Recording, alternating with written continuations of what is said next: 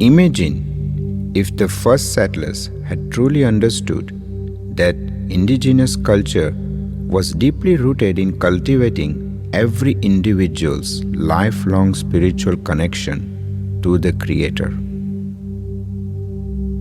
Indigenous people across the globe perceive the world as inherently conscious and spiritual, non-material in essence.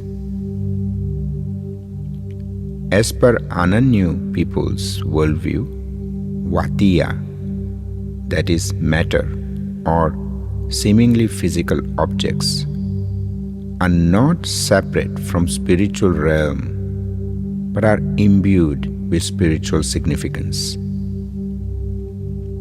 Sacred objects, natural formations, and even everyday items can be seen as manifestations of ancestral beings and as conduits of spiritual energy.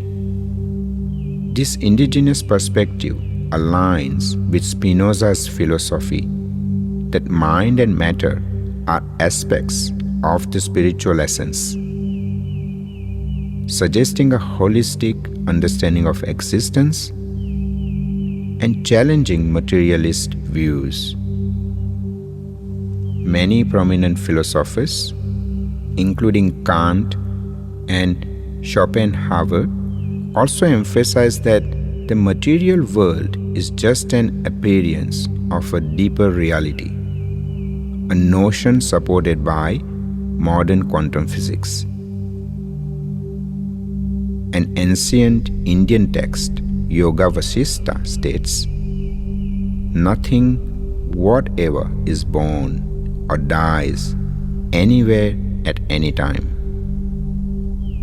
It is reality or Brahman alone appearing illusorily in the form of the world."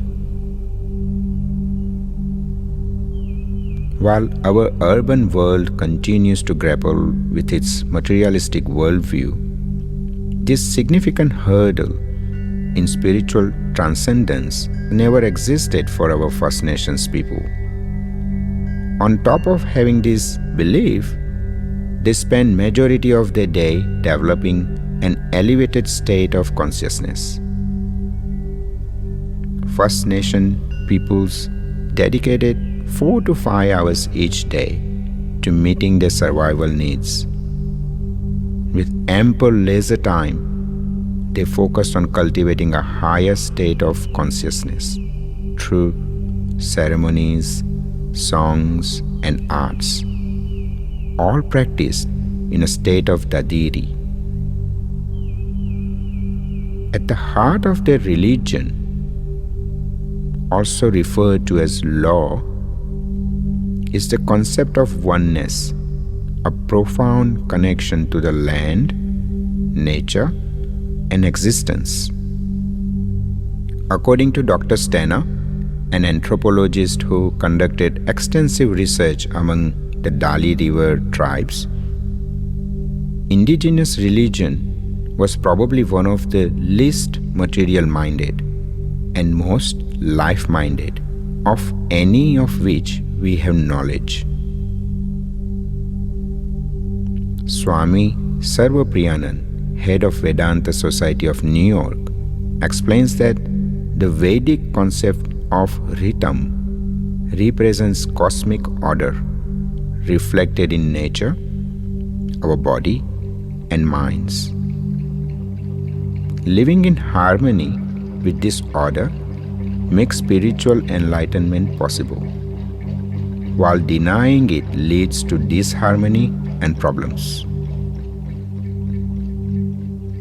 Living in harmony with nature for thousands of years gave our first peoples an extra edge towards being more spiritually awakened due to their connection with the cosmic order known as Ritam in Hindu Vedas. Just like many ancient cultures, including the Hindus, Aboriginal knowledge was preserved through songs, stories, and artwork, passed down orally by wise elders who embodied this wisdom after decades of practice. This tradition ensured that valuable knowledge was transmitted across generations. Auntie says, over the years, we have listened to wisdom in our sacred stories being told and sung repeatedly through the changing seasons.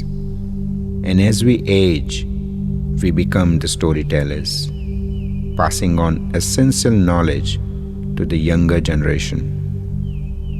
The wisdom imparted by elders settles quietly in our minds, held deeply within.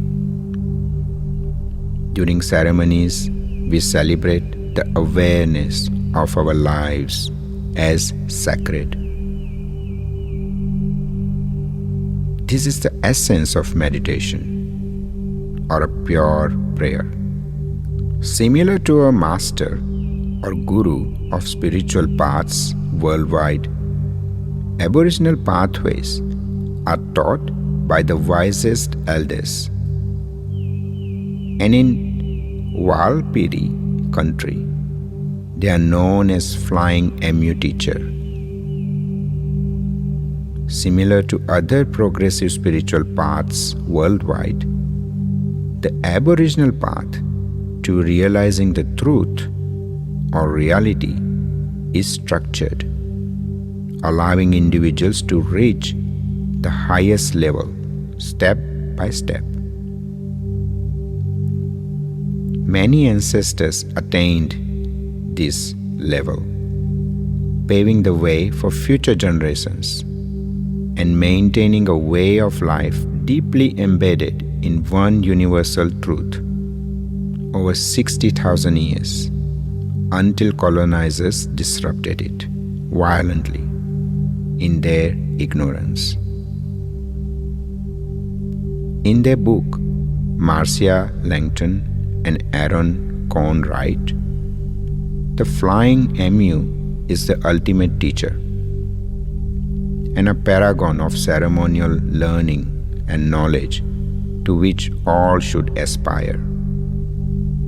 He takes uninitiated emu chicks and through graded learning in ceremonies equips them for life.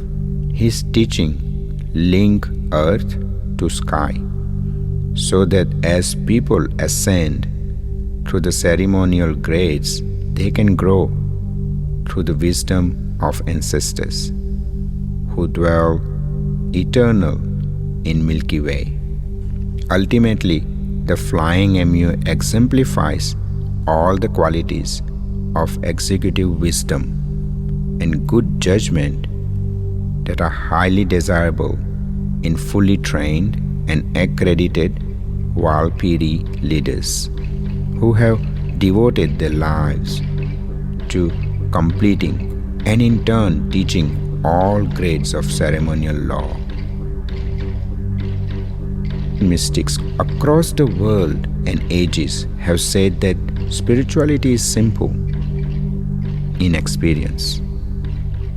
It is our first nature, not something we need to learn intensely. Now imagine living in a culture where from a very early age we are taught the practice of dadiri. In such a culture, everyone around us constantly practices it, and all customs, rituals, leisure and work activities are aligned with it under the guidance of flying emu teachers. Such an environment would make it highly possible for many community members to attain the highest wisdom, often referred to as awakening in our world culture. This was the way of indigenous life, their key asset, which they strive to protect.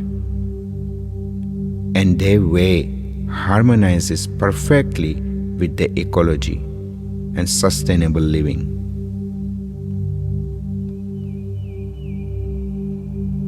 In essence, The First Nations spiritual pathways are no different too, and as precious and beautiful as other wisdom traditions' spiritual pathways. Soto Zen is recognized as a school of gradual enlightenment, where practitioners slowly realize their innate Buddha nature over the period of years. The central practice of Soto Zen is shikantaza, or just sitting with open awareness, similar to Dadiri. Yoga Sutra also provides a step-by-step guide to realizing the truth. In Indian subcontinent, numerous pathways existed to achieve this understanding. Some even included song and dance, for example, Bharatnatyam. The movement and expressions in Bharatnatyam are designed to convey deep spiritual narratives and connect the dancer with the reality, promoting a sense of unity and oneness with the universe. In not-so-ancient times, in many progressive cultures, the societies and the rituals were structured to offer these scaffolded pathways to everyone. These progressive pathways were age-appropriate, as per human developmental phases. Similarly, First Nations people maintain carefully woven pathways to reach the highest potential of human life, aligning with the highest truth, the oneness.